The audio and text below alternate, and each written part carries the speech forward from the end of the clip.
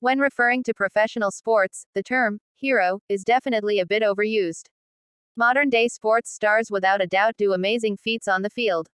Their well honed bodies operate in ways that we ordinary mortals are unable to even approach. However, the majority of us would probably refrain from calling their successes in competition heroic. It's only a game, after all, right? Heroes are those who sacrifice their lives for a greater good, such as firefighters, first responders, and soldiers. However, there hasn't always been a clear delineation. Sports stars from the past did, in fact, give truly heroic service to their country. Some of America's professional athletes have performed in extraordinary ways in conflicts ranging from World War I to Vietnam and occasionally even in our more recent Middle Eastern incursions. They risked their lives to defend our liberties while fighting for their own. Today, you'll discover 10 sports legends who quit their rich contracts and the sport they adored in order to fight for freedom and serve their country. Number 10. Tillman, Pat. The football career and death of Pat Tillman in the late 1990s. Pat Tillman had everything. He was Arizona State University's top football player. Then, in 1998, he was selected to play in the NFL, ushering him into the realm of superstardom. The Arizona Cardinals captain was the hard-hitting tackler. The safety in Phoenix oversaw a renowned defense for numerous seasons. After that, the September 11, 2001 terrorist strikes took place. The tragic events in New York and Washington had Tillman in tears. He walked away from it all despite being a millionaire and a star in the revered world of professional football. Tillman enlisted in the Army following the attacks. His sibling also enlisted. Tillman ultimately declined a $3.6 million contract extension in order to serve his nation. Additionally, he declined any requests to speak with the media about the choice. He was concerned about the potential media frenzy that would result from his dramatic career turnabout. Thus, Tillman's deeds demonstrated that he was much more interested in service than celebrity. He was serving in Iraq by 2003. He even participated in Jessica Lynch's rescue effort. He became tired of the publicity and propaganda that was spread during that rescue, nevertheless. He started to worry that he was being exploited as a gigantic public relations gimmick to enlist soldiers. He continued to fight, nevertheless. He was on active service in Afghanistan in 2004. He lost his life in a gunfight while on a mission in a desert mountain region there. But as soon as it was revealed, he had not been killed by invading soldiers. It was friendly fire instead. According to military investigators, Tillman's death was caused by gross carelessness. Some authorities have even questioned whether there was a more sinister criminal intention at work. Tillman's death's unsolved mystery is still a grave stain on the Army's recent Middle Eastern successes. However, there is no denying the football star's valiant acts. He made the ultimate sacrifice by choosing to forego wealth and fight for freedom. 9. Bobby Jones' Long Shadow GPB documentaries. The Second World War was a global event. Numerous American males joined the military forces in their millions. To support the cause, millions of women back home toiled in factories. Daily sacrifices were made on the home front to ration supplies for the troops. Even professional athletes were susceptible to these techniques. Athletes served in fundraising capacities for the military during the early stages of the conflict. Professional golfers organized charity tournaments and exhibitions to earn money throughout 1942. However, one loser wanted to do more following the Masters that year. Even though Bobby Jones was one of the top golfers in the nation that year, he believed he could have a bigger influence. He gave up playing golf and submitted an application for a commission in the Army Officer Corps. Jones, who was 40 at the time, did not want his appointment to be only symbolic. He informed Army officers, "I don't want to be a hoop-de-da officer of some camp." They fulfilled his request. Jones was promoted to captain of the 1st Fighter Command when he enlisted. He received his major promotion and 9th Air Force assignment a year later. He was on active duty in England before the end of 1943. The following year, his battalion made history. The famous golfer was present on June 6, 1944, when Americans assaulted the beaches of Normandy. On D-Day, Jones and his regiment joined more than 150,000 other Allied soldiers in storming the French beach. They battled bravely throughout Operation Overlord as they trekked across the sand and through the seas. For hours, Jones and his troops were under constant fire. They saw tragedies that were inconceivable to the rest of us, including many D-Day veterans. They were the fortunate ones. After the war, in which so many other men had sacrificed their lives, Jones managed to return to America and resume his previous life. After receiving an honorable discharge months after the invasion, Bobby swiftly reclaimed his position as a golfing legend. However, he lived the rest of his life with the poignant and challenging memories of his military service. 8. Heroes forgotten. Larry Doby. America recognizes Jackie Robinson for breaking the color barrier in baseball. The second black pioneer, though, was just as valiant. 3 months after Robinson made history with the Brooklyn Dodgers, Larry Doby joined the Cleveland Indians and became the first black player in the American League. Doby had previously refined his baseball abilities with the Newark Eagles of the Negro League. And in the midst of his playing career, at the height of his physical prowess, he quit the sport to join the military. A black father who fought in World War I gave birth to Doby in South Carolina. After that, his father was also a semi-pro baseball player. Larry was born into a family of baseball players. But his father passed away tragically in an accident when he was only 8 years old. His mother transferred Larry to Newark after he became disoriented. He turned to baseball as he grew older for solace. In Newark, he rose to fame before joining the Eagles. Doby guided the excellent Negro League group for many years. Then the cry of war came. In a different way in 1943, Larry continued his father's legacy. In order to combat the Axis forces, he enlisted in the Navy that year. His first training assignment was in Illinois. He was then transported to California. The Navy eventually dispatched him halfway around the world. Doby remembered encountering negative discrimination. Immediately signed with the Cleveland Indians. He made it to the major leagues 3 months later. He rapidly advanced over the following 5 years to become baseball's top pitcher. From 1939 to 1941, he led the majors in victories for those 3 seasons until the war interrupted his career. Feller was back at his Iowa home on December 7, 1941, when the Japanese attacked Pearl Harbor. That morning, he was getting ready to sign his contract with Cleveland for the 1942 campaign. News of the attack in Honolulu first emerged suddenly. Years later, Feller recalled, "It was around midday. When I heard the news, I was driving and had just crossed the river into Quad Cities. There it was. When the war started, I intended to enlist in the Navy. Everyone anticipated that we would participate sooner or later, and that day has arrived." Feller fulfilled his promise right away.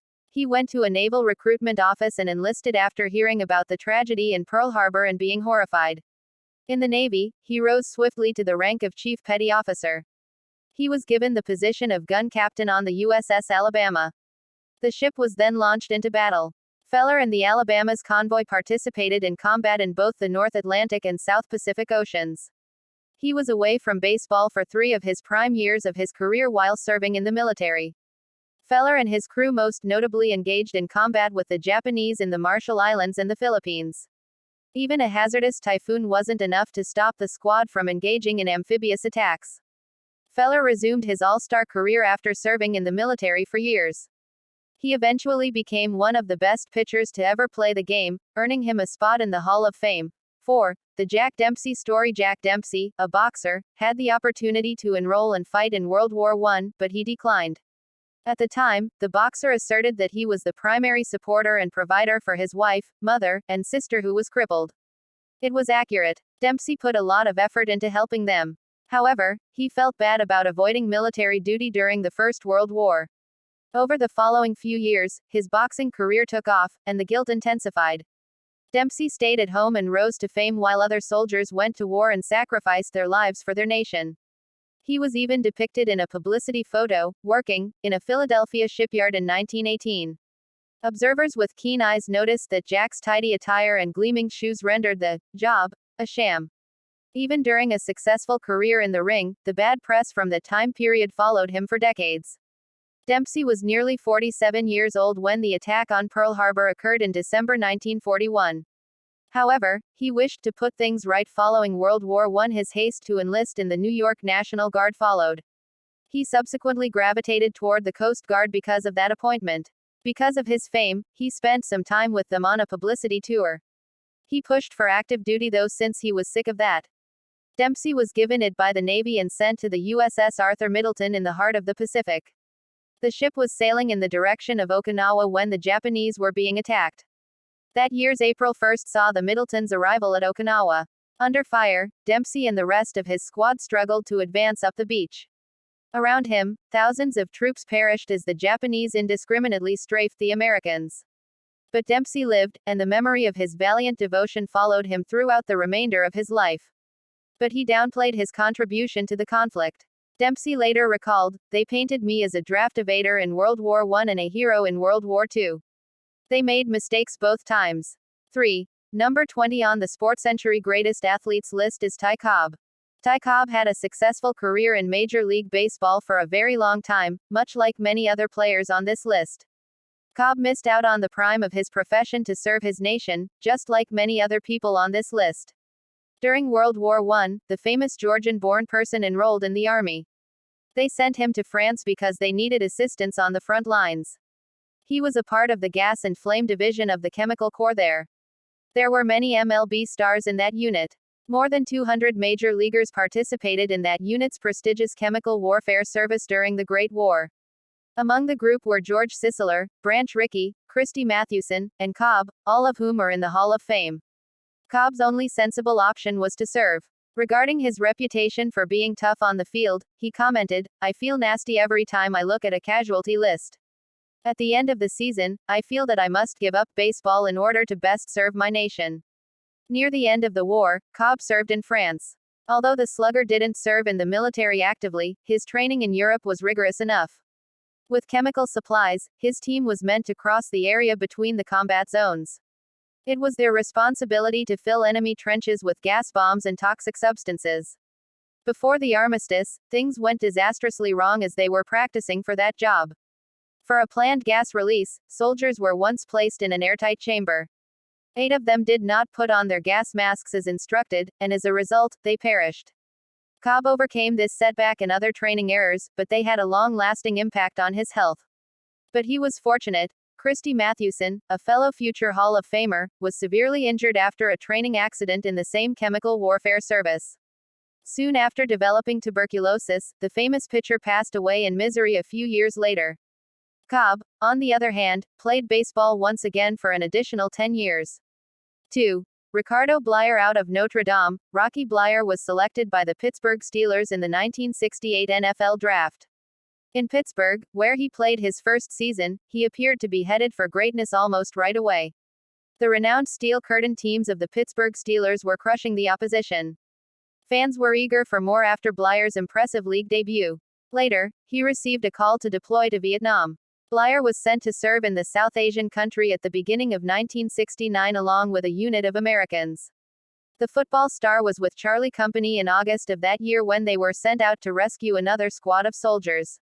Bleier suffered significant injuries after being shot in the leg. Moments later, the great athlete believed he had returned to safety. However, he noticed a hand grenade had been thrown at him by an enemy soldier almost immediately. Years later, he remembered, "It rolled between my legs. It blew out by the time I leapt to get up. It blew up when I was standing on top of it, hitting my right foot, knee, and thigh." Although the grenade didn't kill Bleier, it did leave him with serious injuries. In order to save his legs and feet, he required a number of urgent surgery. Doctors removed more than 100 pieces of shrapnel from his body in total. The former top football player for Notre Dame was confident that his career was gone. But in his instance, treatment and recovery were really helpful. His recuperation was aided by his muscular, fit physique. He joined the Steelers again the following season. After spending several seasons on injured reserve, he was back on the active roster by 1972. He played the lead in Pittsburgh for the remainder of the 1970s. The group won 4 Super Bowls with him in it. And to think that if the grenade had hit him in Vietnam a little bit differently, it might all have ended before it even began. 1. Robert Coleman. Through the 1950s, Jerry Coleman played second base for the New York Yankees and won numerous awards. Coleman played for the Bronx Bombers and attended 6 World Series with a renowned group that also included Joe DiMaggio. Later in life, he managed the San Diego Padres before spending decades as their broadcaster. But before all of that, in World War II, he achieved what he was most proud of. On April 1, 1944, Coleman was granted his pilot's license. He subsequently participated in 57 sorties for the U.S. Marines in the Pacific Theater. Coleman returned to baseball after a standout performance during World War II. The Korean War then arrived some years later. He performed an additional 63 missions in a solitary fighter plane in 1952 while engaged in that combat. He put his life in danger each time he flew through the air. Coleman nevertheless described how he would go about doing it all again, even in the latter stages of his life. He previously told USA Today that his duty as a Marine in 2 wars was more significant than his accomplishments in baseball. Coleman experienced a couple of close calls in the air along the way. He once came dangerously close to colliding with another jet while taking off. Another time, a malfunction caused his jet to flip during taking off and land on the runway. Despite everything, he managed to remain airborne and was never hit by hostile fire. By the end of his 2 tours of duty, Coleman had accumulated a number of honors, medals, and citations. He did, however, also go through some terrible lows. The worst of them was witnessing Max Harper, his roommate and best friend, perish after being shot out of the sky directly in front of Coleman. Years later, the baseball star remembered, "I had to follow him down to see if he got out in a parachute, but there was no hope. I still remember his face. I had a ton of heroes and excellent pals. They are all now deceased.